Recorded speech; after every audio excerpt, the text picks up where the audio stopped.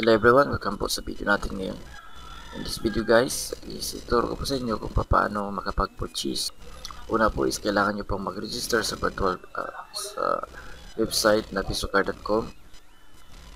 I will put the link on the description below para makapag-sign up kayo. Pagkatapos nyo makapag-sign up, is kailangan nyo mag-purchase ng virtual card. Na pwede natin na reloadable virtual card na pwede natin gamitin sa mga online transaction. Nagkakalaga po ito ng 29 euro o sa atin mahigit 1,000 with validity for 6 months na pwede natin gamitin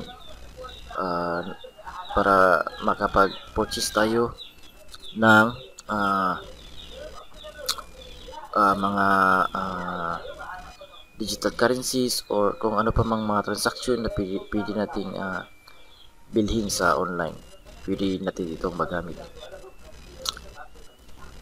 Sa akin is nakapag-purchase na po ako ng Visa Gold Card. At makikita nyo guys na active na po ang aking Visa Card.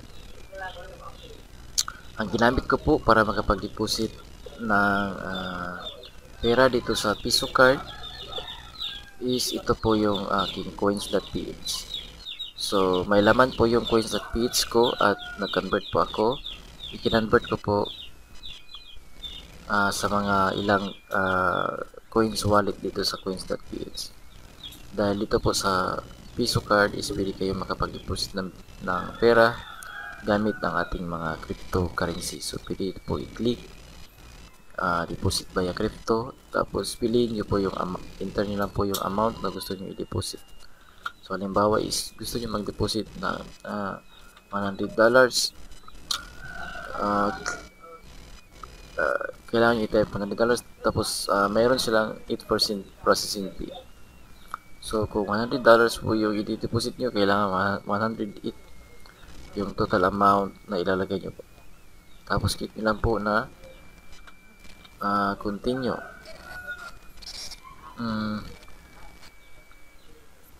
Click nyo na po na continue.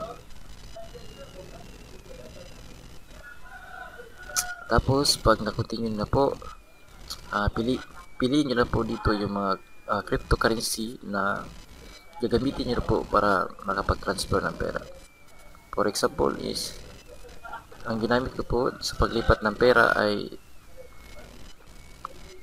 itong Tether USDT. So kung makita nyo po dito sa aking portfolio, nakapag-transfer po ako gamit ang USD Tether. So makikita nyo dito, kahapon is nakapaglipat po ako ng pera gamit ang cryptocurrency na to. So yung kailangan nyo lang na tama yung address na sendan nyo po ng pera, so or crypto wallet, crypto address. So dapat accurate or tamang-tama po yung walang mali na letters or alphabet dito sa wallet address na papadala niyo. So mayroon silang processing fee. So dito sa dito sa pisocard.com is piliin nyo lang po yung USD Tether kung sakali ito yung ginamit niyo. So ang ginamit ko po is dito USD Tron.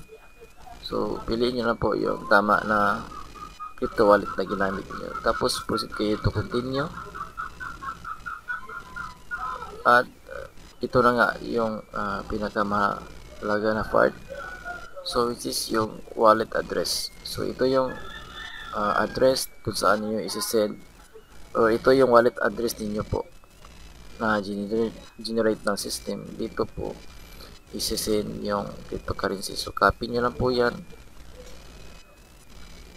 pwede nyo i-paste sa notepad ninyo, at yung amount dapat po is insakto rin po yung amount na yun yung isisin ninyo na value sa cryptocurrency, crypto wallet address.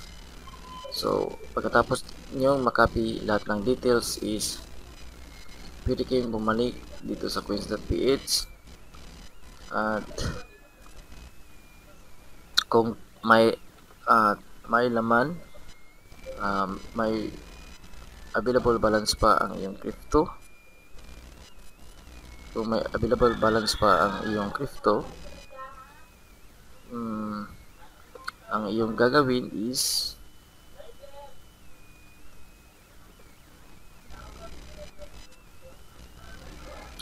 click nyo lang po yung currency na ginamit ninyo at pwede kayong dito sa portfolio. So, click nyo po yung triple dots menu. Tapos, click nyo lang po yung Send USDT. Tapos, piliin nyo po yung kung halimbawa is Tron yung ginamit niyo na USDT. Dito is with is Tron, USDT yung ginamit natin. So, USDT pa rin po yan. So, pili nyo i-select dito na Tron USDT.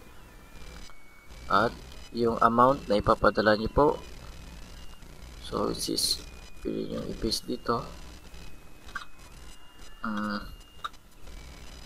yung amount, copy nyo po, tapos paste.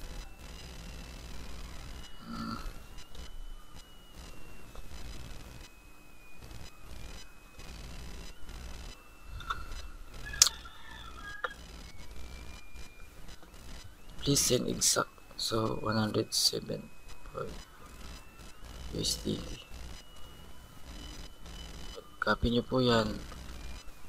Tapos, dito is ilagay nyo po. Kasi available balance ko po is 4.34 na lang. So, kung halimbawa mayroon kayong 107 balance, so, yun po yung mag-a-appear dito kung meron kayong available balance na mahigit 100 USDT.